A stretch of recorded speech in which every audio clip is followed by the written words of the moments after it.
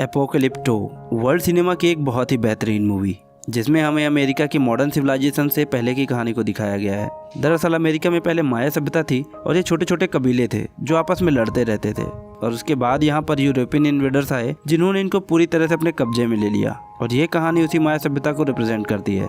तो मूवी शुरू होती है और हमें एक कबीले को दिखाया जाता है जो जंगल में शिकार कर रहा होता है, और दरअसल ये कबीले आज भी पुराने रीति रिवाजों और पुराने तौर तरीकों से चलते हैं। इन्होंने जंगल में हर जगह पर फंदे लगाए होते हैं जिसकी जानकारी सिर्फ इनके ही कबीले के लोगों को होती है कि इनका फंदा कहाँ कहाँ पर लगा है। तभी उस सुअर का जिसका ये शिकार कर रहे होते हैं उसका पैर उसी फंदे की रस्सी से टकरा जाता है, और जैसे ही उसका पैर रस्सी से टकराता है सामने से एक बहुत ही बड़ा लकड़ी का टुकड़ा आता है जिसमें नुकीली नुकीली लकड़ियां लगी होती हैं और सुअर के शरीर में धंस जाती है। अब सुअर की मौत हो जाती है जिससे ये सब बहुत खुश हो जाते हैं।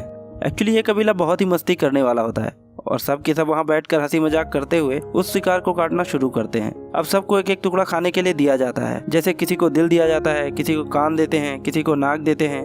उनमें से एक इंसान ऐसा होता है जिसकी संतान नहीं हो रही होती और सब उससे बहुत मजाक करते हैं, और जब उसकी बारी आती है तो वो उसे सुअर के टेस्टीज निकाल कर देते हैं और कहते हैं कि इसे खाने से संतान हो जाती है। वो आदमी कहता है कि तुम झूठ बोल रहे हो। वो कहता है मैं झूठ नहीं बोल रहा, मेरे पिता ने इसे 10 बार खाया था, और देखो आज मेरी 8 बहनें हैं, एक बड़ा भाई है और एक मैं, यानी हम टोटल 10 भाई बहन हैं। और उसे जो ये बोल रहा होता है वही इस मूवी का मेन हीरो है जिसका नाम है जैगुआर पो। उसके पिताजी भी पीछे खड़े होते हैं और वो आदमी इशारे से उनसे पूछता है कि क्या आपने सच में खाए थे। वह बोलता है हाँ। अब जैसे ही वह उसे मुंह में डालता है उसका टेस्ट बहुत ही गंदा होता है, वह उसे खा ही नहीं पाता, उसे उल्टी आ जाती है। अब इतने में सब हंसने लग जाते हैं और उसका मजाक उड़ाते हैं और आपस में लड़ने लग जाते हैं। तभी हीरो के पिताजी जो इस कबीले के सरदार भी हैं जिन्होंने उसे कहा था कि मैंने भी खाया है, वो पीछे से आते हैं और उनकी लड़ाई छुड़वा देते हैं और उसको अपने साथ साइड में ले जाकर कहते हैं कि तुम्हें और स्ट्रांग बनना पड़ेगा, तुम बार बार मजाक का पात्र क्यों बनते हो। वो बोलता है कि मेरे बच्चे नहीं होते इसलिए ये मेरा मजाक उड़ाते हैं। वो कहते हैं मेरे पास एक ऐसी दवा है जिसको यूज करने से तुम्हारे बच्चे हो जाएंगे। वो कहता है क्या सच में ऐसा हो सकता है। सरदार कहते हैं हाँ ऐसा हो तो सकता है, लेकिन एक बात का ध्यान रहे कि जो दवा मैं तुम्हें दे रहा हूँ ये बहुत ही स्ट्रांग है। वो कहता है कि प्लीज मुझे ये दवा दे दो, मैं किसी भी तरह से बाप बनना चाहता हूँ और इन सब का मुंह बंद करना चाहता हूँ। सरदार कुछ पत्ते निकालता है और उसे देता है। वह उसे खाने ही वाला होता है, लेकिन सरदार उसे रोकते हुए कहता है इसे खाओ मत, बल्कि जब तुम संभोग करोगे उससे पहले इसे अपने लिंग में लगा लेना, लेकिन खाना मत। और तभी हमारे हीरो यानी जैगुआर पो को एहसास होता है कि उसके पीछे झाड़ियों में कोई है। वो खड़ा होकर उस तरफ देखने लगता है और उनसे पूछता है कि तुम्हें क्या चाहिए। वहाँ झाड़ियों से कुछ आदिवासी निकलते हैं और इनके सामने 4 बड़ी बड़ी मछलियाँ रख देते हैं।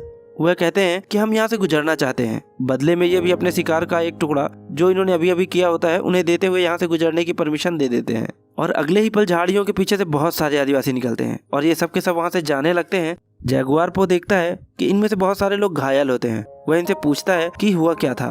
उनमें से एक आदिवासी बोलता है कि हमारा कबीला तबाह हो गया और अब हम एक नई शुरुआत के लिए जा रहे हैं। जैगुआर पो उनसे पूछना चाहता है कि आखिर हुआ क्या था, और वह उनके पीछे जाने लगता है, पर उसके पिताजी जो इस कबीले के सरदार भी होते हैं वह जैगुआर को उसके पीछे जाने से रोक देते हैं।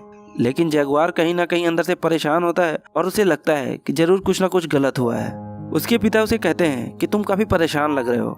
जैगुआर कहता है हाँ मैं हूँ। उसके पिता कहते हैं वह जो कबीला था उनके दिल में डर बैठ गया था और डर का कोई इलाज नहीं होता, और मैं चाहता हूँ कि तुम भी मत डरो और अपना यह डर लेकर तो गाँव में बिल्कुल भी मत जाना।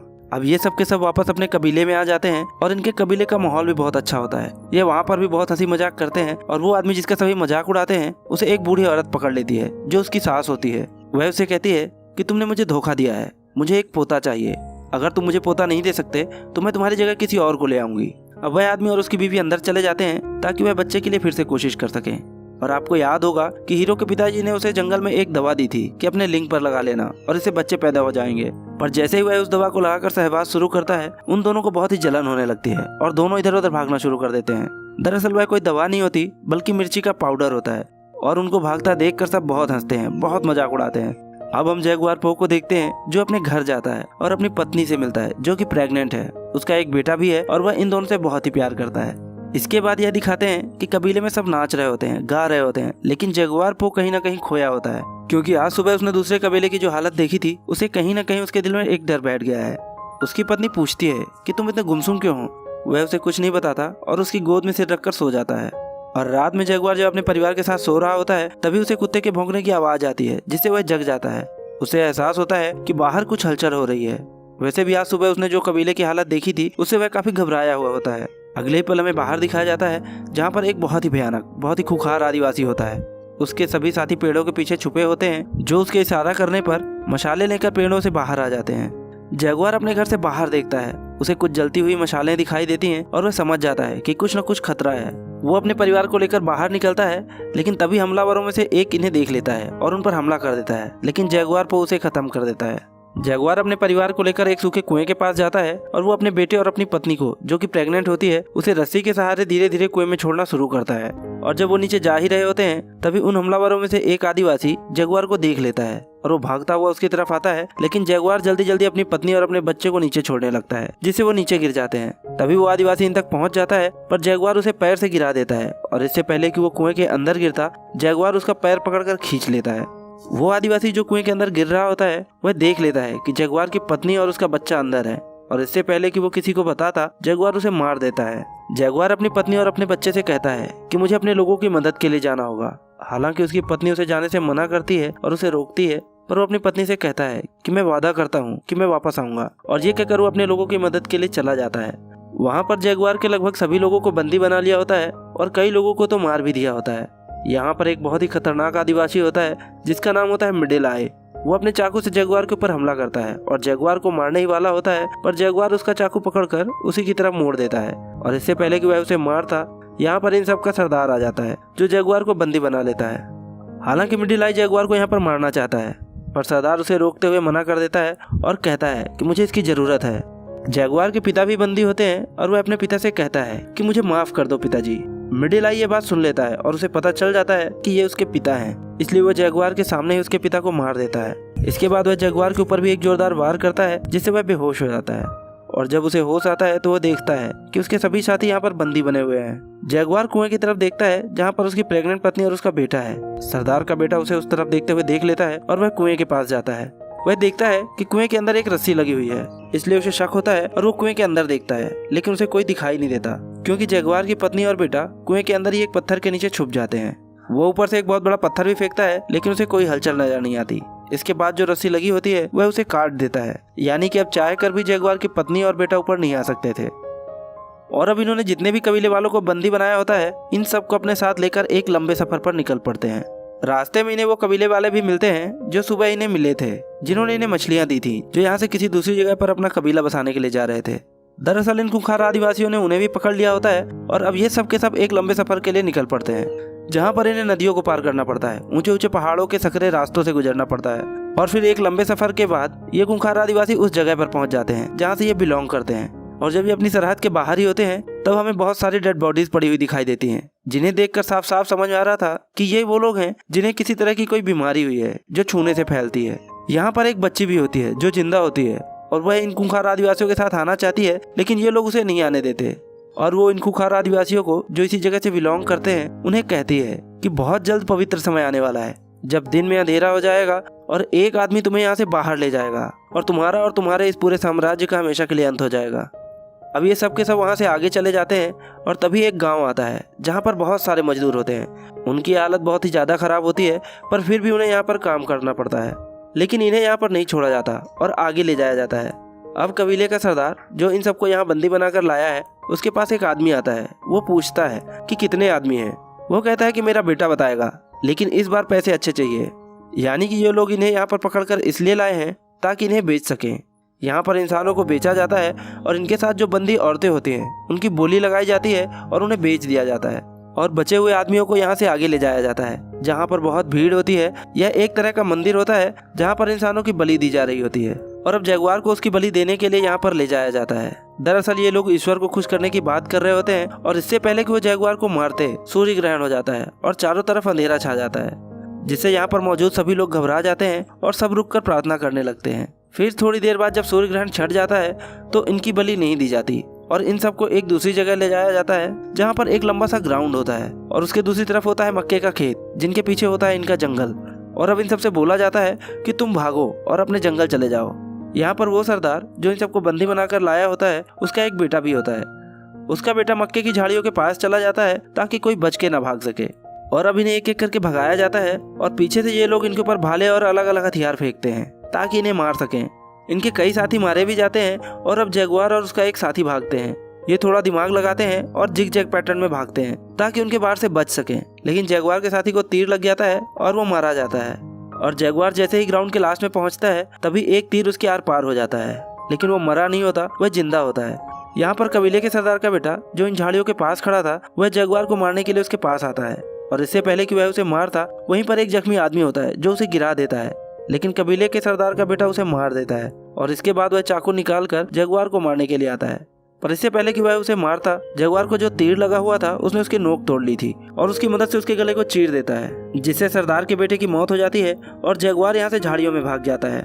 दरअसल ये खूंखार आदिवासी जगुआर और उसके कबीले वालों को सिर्फ अपनी प्रैक्टिस के लिए मार रहे होते हैं। अब जगुआर यहाँ से भाग जाता है और वो घायल भी होता है और भागते भागते एक गिरे हुए पेड़ के ऊपर जो कि ऊपर की तरफ जा रहा होता है उस पर चढ़ जाता है और छुप जाता है। दूसरी तरफ कबीले के सरदार का बेटा मर चुका होता है, जिससे वह पूरी तरह से बौखला जाता है और अब वह किसी भी तरह से जगुआर को खत्म करना चाहता है, इसलिए वो अपने साथियों के साथ जगुआर का पीछा करना शुरू कर देता है। ये सब के सब उस पेड़ के नीचे से गुजरते हैं जिसके ऊपर जगुआर होता है, लेकिन ये उसे देख नहीं पाते। और कुछ दूर जाने के बाद कबीले का सरदार अपने एक आदमी के कंधे पर खून देखता है जो कि उसका नहीं होता। वह समझ जाता है कि यह जगुआर का ही खून होगा जो कि किसी पेड़ के ऊपर है, इसलिए अब सबके सब वापस जगुआर को ढूंढने के लिए आते हैं। वहीं जिस पेड़ पर जगुआर होता है वो देखता है कि वहाँ पर एक जगुआर यानी जानवर का बच्चा होता है, और तभी उसकी माँ भी वहाँ पर आ जाती है और जगुआर पर हमला कर देती है। जगुआर अब भागना शुरू करता है और जिस तरफ वो कबीले वाले गए होते हैं उन्हीं की तरफ वह भागने लगता है। जगुआर अपनी पूरी तेजी से भाग रहा होता है और उसके पीछे खूंखार जानवर होता है, लेकिन इससे पहले कि वो जानवर जगुआर को पकड़ता, उसके और उस जानवर के बीच में एक कबीले वाला आदमी जो कि जगुआर को मारना चाहता है वो आ जाता है और वो जानवर उसे मार देता है। जगुआर यहाँ से तो बचकर निकल जाता है, लेकिन कबीले वाले अब भी लगातार उसका पीछा कर रहे होते हैं और एक मोमेंट ऐसा आता है जहाँ पर रास्ता खत्म हो जाता है। दरअसल ये बहुत ही ऊंचा झरना होता है और यहाँ से कूदने का मतलब शायद मौत है, लेकिन उसके पीछे भी मौत है, इसलिए जगुआर वहाँ से कूद जाता है। उसकी किस्मत अच्छी होती है कि वो बच जाता है और किनारे पर पहुँच जाता है, और जब वो ऊपर देखता है तो वहाँ पर कबीले का सरदार और उसके बहुत सारे आदमी उसे देख रहे होते हैं। जगुआर अब इन लोगों को ललकारता है क्योंकि वह अपने जंगल में आ चुका था जहाँ पर वो शिकार किया करता था। वह कहता है कि मेरे दादा ने यहाँ पर शिकार किया था, मेरे पिता ने यहाँ पर शिकार किया था, मैंने भी यहाँ पर शिकार किया और मेरे बच्चे भी यहाँ पर शिकार करेंगे, अगर हिम्मत है तो आ जाओ। ऊपर कबीले के सरदार के साथ एक आदमी होता है, वो कहता है कि हमें इसके पीछे नहीं जाना चाहिए, हमें वापस चले जाना चाहिए। दरअसल उसे उस बच्चे की भविष्यवाणी याद आती है जिसने उसे कहा था कि तुम सबका अंत होगा, एक आदमी आएगा जो तुम्हें तुम्हारे जंगल से बाहर ले जाएगा और इसके बाद तुम कभी वापस नहीं आओगे। सरदार उसे चाकू मार देता है, यानी कि वह अपने आदमी को ही मार देता है, और इसके बाद ये खूंखार आदिवासी एक एक करके वहाँ से कूदते हैं। इसकी वजह से इनके एक आदमी की मौत भी हो जाती है, पर बाकी बचकर किनारे पर आ जाते हैं और जगुआर के पीछे जाते हैं। जगुआर वो आगे भाग रहा होता है और तभी अचानक एक दलदल में गिर जाता है। वह किसी तरह से अपने आप को उस दलदल से निकालता है और उसके पूरे शरीर पर कीचड़ लग चुका होता है। तभी उसका दिमाग घूमता है और वह भागते हुए एक जगह पर रुक जाता है और वह अपने आप से कहता है, मैं हूँ जगुआर पो और ये जंगल मेरा है और मुझे यहाँ से कोई नहीं भगा सकता, मैं किसी से नहीं डरता। और इसके बाद वह उन आदिवासियों से डर के भागता नहीं है, बल्कि उन आदिवासियों को जो इसके पीछे आ रहे होते हैं अलग अलग तरीके इस्तेमाल कर कर एक एक करके सबको मारना शुरू करता है। सबसे पहले वह उनके ऊपर मधुमक्खियां छोड़ता है और इसके बाद वह मेढक के जहर से एक आदमी को मार देता है, और तभी उसके सामने वो आदमी आ जाता है जिसने इसके पिताजी को मारा था, यानी कि मिडिल आई। जगुआर पो देखता है कि बीच में एक हथियार पड़ा हुआ है और मिडिल आई उसकी तरफ भागना शुरू करता है और वह भी उसकी तरफ भागना शुरू कर देता है। और जैसे ही जगुआर हथियार के पास पहुंचता है वह अपने घुटनों के बल घिसटता हुआ उस हथियार को उठा लेता है। मिडिल आई उस पर वार करता है लेकिन वह चूक जाता है, लेकिन जगुआर पो अपने वार से नहीं चूकता और वह उसे मार देता है। अब हम देखते हैं कि यहाँ पर बारिश होना शुरू हो जाती है और जगुआर पो की बीवी और बच्चा कुएं के अंदर होते हैं जहाँ पर लगातार पानी भर रहा होता है। उसकी पत्नी को अब यहाँ पर लेबर पेन भी शुरू हो जाता है, यानी कि किसी भी वक्त उसकी डिलीवरी हो सकती है, और जगुआर पो भागता हुआ कुएं तक पहुँच जाता है। उसके बीवी बच्चे उससे बोलते हैं कि हमें बाहर निकालो क्योंकि वह डूब रहे होते हैं, पर अब भी बचे हुए 3 आदिवासी उसके पीछे आ रहे होते हैं। उन तीनों में से 2 आदिवासी कुएं पर रुक जाते हैं क्योंकि वह देखना चाहते हैं कि कुएं के अंदर कौन है। वह उसके बीवी और बच्चों को देख लेते हैं, और कबीले का सरदार जो कि सबसे ज्यादा खूंखार है वह जगुआर के पीछे भाग रहा होता है, और जगुआर भागते भागते अचानक एक जगह रुक जाता है। जगुआर ने उसके बेटे को मारा था, इसलिए वह उसे दूर से ही तीर मारता है जो कि उसके दिल के थोड़ा सा ऊपर लगता है। जगुआर अब जख्मी हो जाता है, लेकिन फिर भी वह खड़ा होकर कबीले के सरदार को चैलेंज करता है। कबीले का सरदार अपना तीर कमान नीचे फेंक देता है और चाकू निकालता है और जगुआर की तरफ भागना शुरू कर देता है, और तभी उसका पैर किसी चीज से टकराता है। दरअसल ये वही फंदा होता है जो जगुआर और उसके कबीले वाले जानवरों को मारने के लिए लगाते थे। जिस तरह से इस कहानी की शुरुआत में भी उन्होंने एक सुअर को मारा था, और जैसे ही उसका पैर उस फंदे से टकराता है सामने से एक बहुत बड़ी लकड़ी आती है जिसमें बहुत नुकीली नुकीली लकड़ियां लगी होती हैं। वह उसकी छाती से टकराती हैं और उसके शरीर के आर पार हो जाती हैं, और कबीले के सरदार की यहीं पर मौत हो जाती है। अब जगुआर को यहाँ से भी भागना पड़ता है क्योंकि बचे हुए 2 आदमी इसी की तरफ आ रहे होते हैं। वहीं कुएं के अंदर दिखाया जाता है जहां लगातार पानी भर रहा होता है। जगुआर की पत्नी अपने बच्चे को बचाने की पूरी कोशिश कर रही होती है और इसी सर्कमस्टांसेस में वह एक और बच्चे को जन्म देती है। अब सीन शिफ्ट होता है और जगुआर पो को दिखाया जाता है जो भागते भागते समंदर किनारे पर पहुंचता है और यह काफी थक चुका होता है, इसलिए यह रुक जाता है और हैरानी से समंदर की तरफ देखने लगता है। अब वो 2 आदिवासी जो जगुआर को मारना चाहते थे वो भी यहाँ पर पहुंच जाते हैं, पर वह उसे नहीं मारते। वो भी समंदर की तरफ देखने लगते हैं। अब समंदर में हमें बड़े बड़े जहाज दिखाए जाते हैं जो यहाँ पर लंगर डाल रहे होते हैं और छोटी छोटी कश्तियों में कुछ लोग इनके टापू की तरफ आ रहे होते हैं। अब जगुआर को मौका मिल जाता है और वह भागते हुए कुएं के पास पहुंचता है जहाँ पर उसकी पत्नी और बच्चे डूबने वाले होते हैं, लेकिन वह अपने परिवार को बचा लेता है। अब अंत में हमें दिखाया जाता है कि जगुआर अपने परिवार के साथ जंगल में होता है और उसकी पत्नी समंदर में बड़े बड़े जहाजों को देखते हुए पूछती है कि क्या हमें उस तरफ जाना चाहिए। जगुआर कहता है हमें जंगल में जाना चाहिए ताकि हम एक नई शुरुआत कर सकें, और वो दोनों जंगल की तरफ चले जाते हैं। दरअसल इन बड़े बड़े जहाजों में जो लोग आए होते हैं वो यूरोपियंस होते हैं जो यहाँ पर इस टापू पर अपना कब्जा जमाने के लिए आए हैं, और इनके पास इतने आधुनिक हथियार होते हैं कि ये आदिवासी कबीले वाले जिन्हें माया सभ्यता कहा जाता है वो इनका मुकाबला नहीं कर सकते। और इसी के साथ ये मूवी खत्म हो जाती है। दोस्तों, एपोकलिप्टो वर्ल्ड सिनेमा की एक बहुत ही बेहतरीन मूवी है। इस मूवी में माया लैंग्वेज का यूज किया गया है जिसकी वजह से इस मूवी की भाषा किसी को समझ ही नहीं आती, लेकिन इसे इतने अच्छे से डायरेक्ट किया गया है कि इसमें भाषा की जरूरत ही नहीं पड़ती। इसलिए हम हर किसी को रेकमेंड करेंगे कि आप इस मूवी को एक बार जरूर देखें, क्योंकि ये कहानी अपने आप में ही एक मास्टरपीस है जो सन 2006 में रिलीज हुई थी और IMDb पर इसकी रेटिंग है 7.8।